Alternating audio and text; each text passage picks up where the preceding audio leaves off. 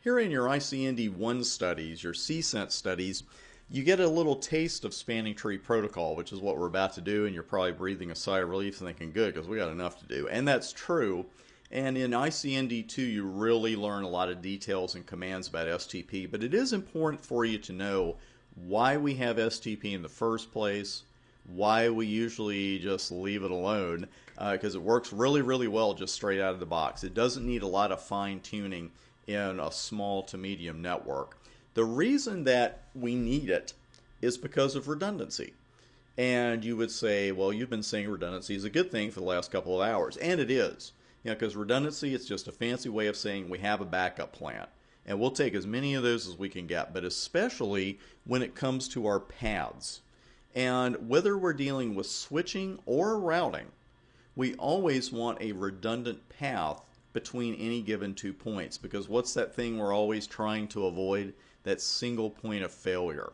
You hardly even hear about that anymore because we've got so many great tools to avoid it. But years ago, it's just you heard about it all the time. You know, this is our single point of failure. If this switch goes down, the whole network goes down. Well, obviously, that is not acceptable in today's networks.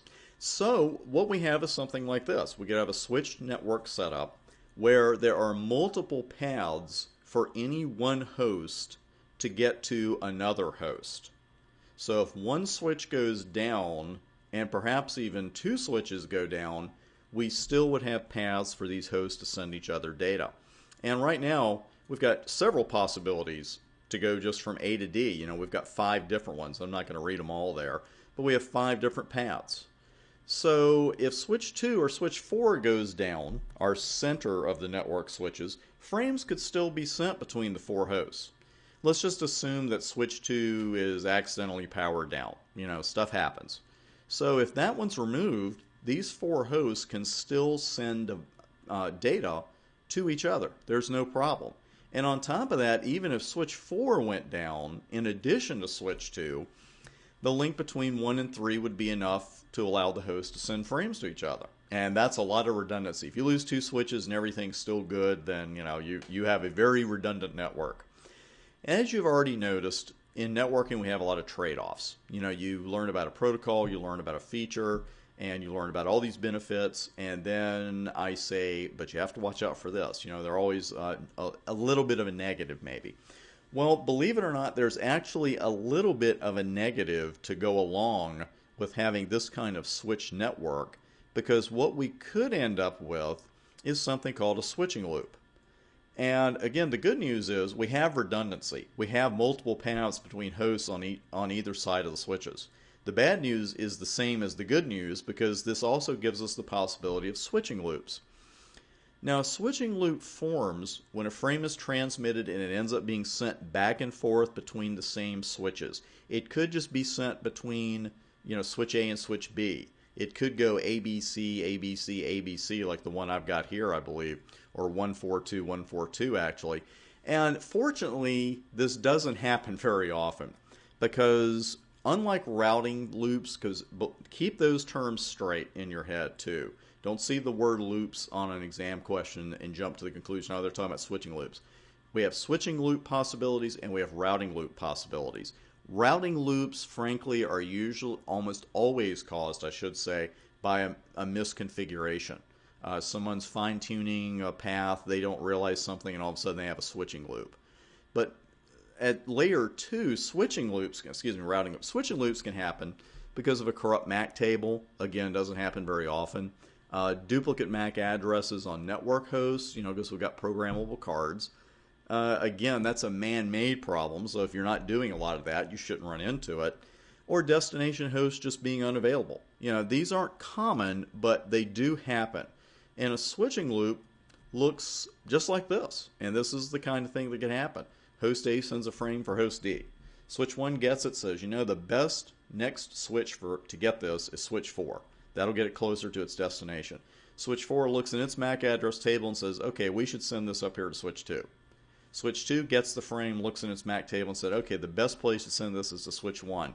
And the process continues. And it just continues and continues and continues. And that's the kind of thing we've got to avoid. Because again, we're in a logical loop. The frame never gets to its destination. And that, my friends, is why we have the spanning tree protocol.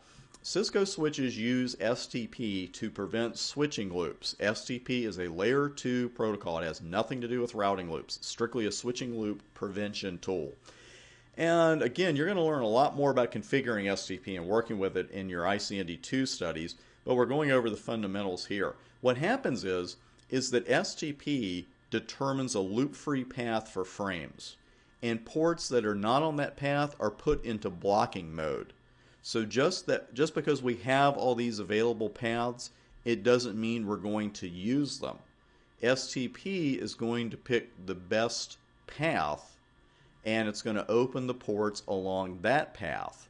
Then the other ports are going to be put into blocking mode.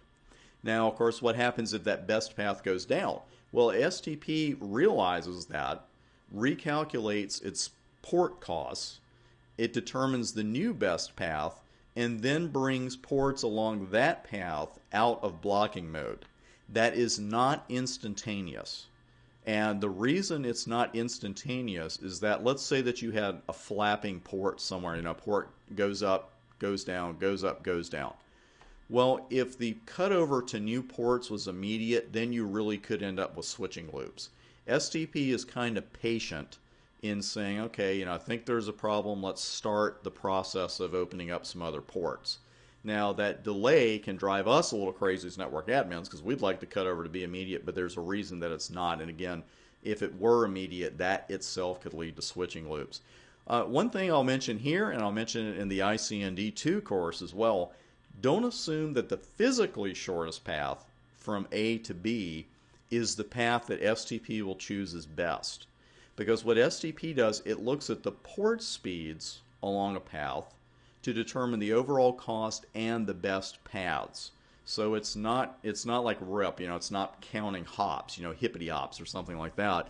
It's actually looking at port values like speed and saying, okay, we're going to use speed to calculate the path costs, and then we'll determine the best costs, that is. Again, this is strictly an overview of STP. You're going to learn a lot more about it in your NA and your NP switching studies, but now you know what a switching loop looks like, you know a couple of reasons it could happen, you know what STP's primary purpose is, and an overview of how that happens.